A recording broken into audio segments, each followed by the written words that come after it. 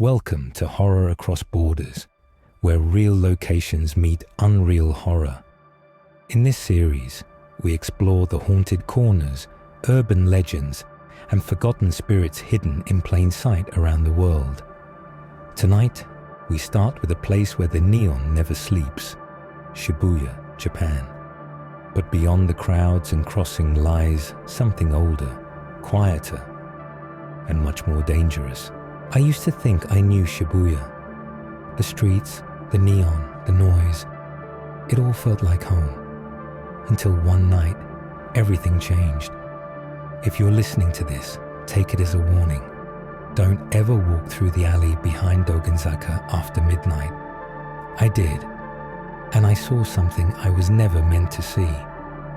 The Torii gate appeared where it shouldn't exist, and the whispers, they haven't stopped since. Tokyo is a city that never sleeps, but some parts of it dream. I'd been dealing with insomnia for months. At first, I thought it was the stress of work. Then I thought it was the noise of the city. But the truth is, something was pulling me outside. Like a thread I couldn't stop following. Most nights, I'd walk aimlessly through Shibuya. The bright signs and low thrum of music always made the night feel less empty. Sometimes, I'd photograph the alleys, post them online. I even started tagging them number Tokyo after dark. My followers loved the aesthetic, but I never posted what I saw that night. There was a strange kind of beauty in being alone in a place built for crowds. But that night, it wasn't solitude. It was isolation. And underneath the insomnia, I was haunted by dreams. Recurring ones, a narrow corridor, a red string, a voice whispering just out of earshot. I'd wake up every night at 2:14 a.m., always the same time. The night it happened, I wasn't sure if I was awake or still dreaming. I remember debating whether to go out that night. Something felt off. My apartment felt colder than usual, though the heater was on.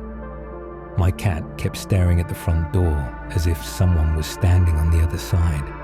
Still, I grabbed my camera, threw on a hoodie, and stepped into the wet night. Part of me wonders if I ever came back. It had rained earlier.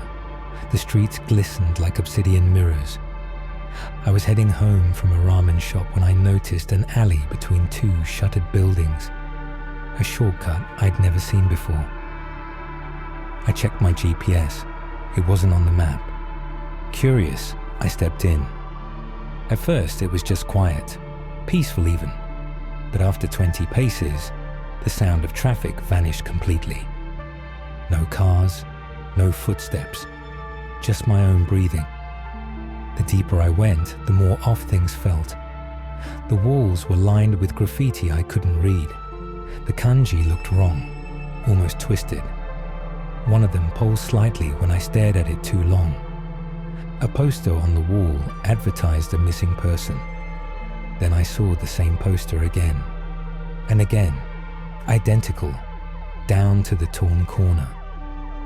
I passed a vending machine, its light flickering. I pressed the button out of habit, but nothing came out. The machine made a low hum, like it was thinking. Then I saw something move in the reflection of the glass. A blur, a hand. But when I turned around, nothing. Farther down, a tangle of wires hung like spiderwebs between buildings. Steam hissed from a vent, but the air was cold. A puddle reflected the sky above, but the moon in it wasn't full, even though I'd seen it clearly moments ago. Something about the ground felt soft, not like concrete, more like earth. Deeper in the alley, I saw a man hunched under a crooked lamppost. He wore a grey yukata, old and stained. He wasn't moving. I slowed down, unsure whether to speak, but before I could, he looked up. His eyes were pale white, blind, but locked onto me. And then he spoke. No, not with words, but with a thought. A pressure in my skull. Don't follow the red string. Not tonight. I blinked, heart racing. When I looked again, he was gone. Just the empty alley stretching ahead. That should have been enough. I should have turned back. But something deeper than curiosity pulled me forward.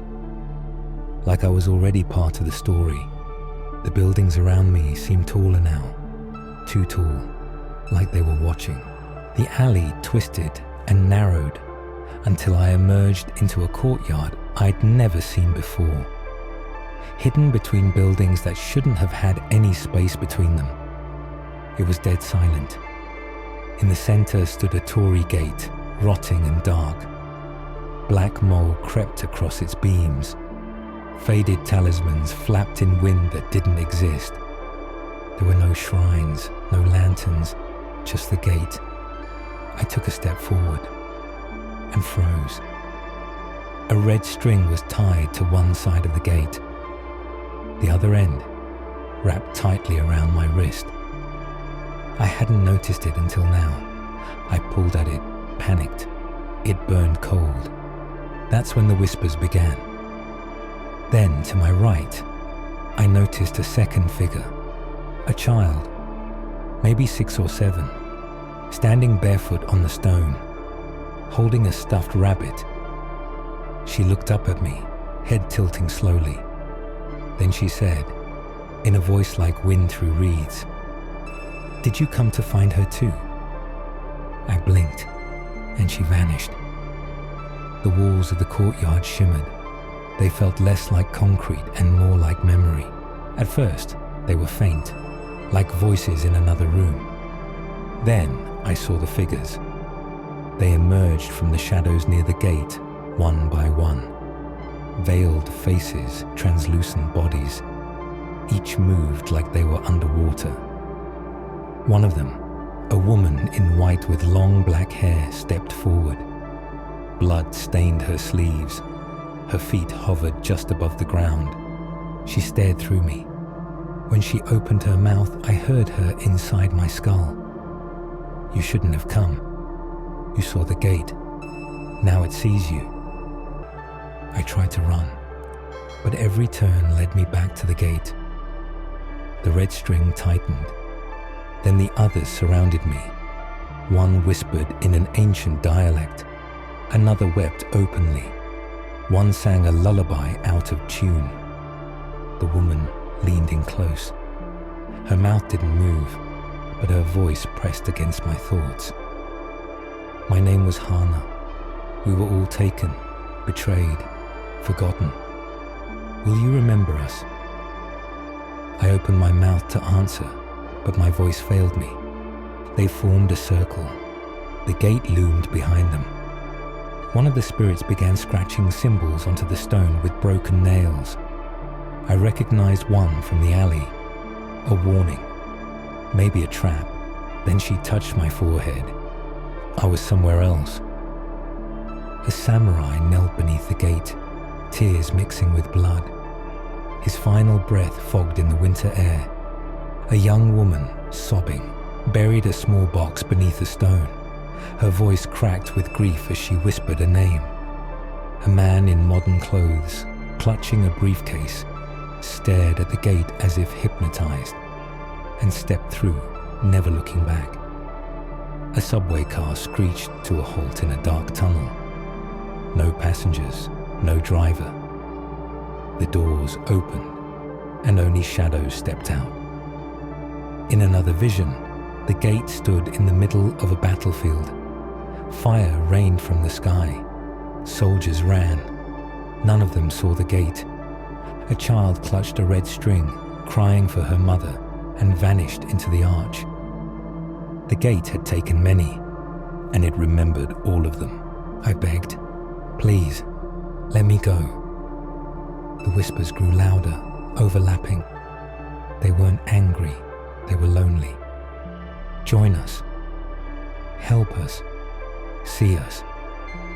The woman in white tilted her head. "You are the witness now." Then, silence. And just like that, I was standing in the middle of Shibuya crossing. Daylight, people moving all around me. Had I imagined it?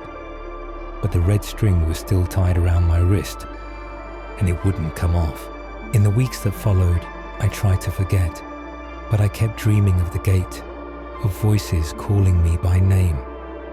I returned to the alley, but it wasn't there, just a solid wall of brick. I searched online, nothing. No mentions, no maps. Until one night, going through old photos for a blog post, I saw something. A shot I'd taken near Center Gai months before. In the background, barely visible between two buildings, was a dark wooden arch, a Torii gate, and standing beneath it, a woman in white. She was looking directly at the camera. A few nights later, my phone buzzed. No number, just static, and a voice. Witness. Then the call dropped. The next morning, I heard a light tapping at my door. When I opened the door, there was no one there, just a red string found tied around my doorknob. Like someone telling me, I know where you live. Thanks for listening. If you enjoyed this story, there are many more places left to explore. Abandoned tunnels beneath Ueno, a cursed apartment in Setagaya, and next, a hospital in Shinagawa, where the doors lock after you enter. Make sure to subscribe to Horror Across Borders and turn on notifications so you don't miss what's waiting for you in the shadows. If you've ever experienced something strange in Japan, share your story in the comments. You might just see it brought to life. And remember, if you ever see a red string around your wrist, don't follow it. Not tonight.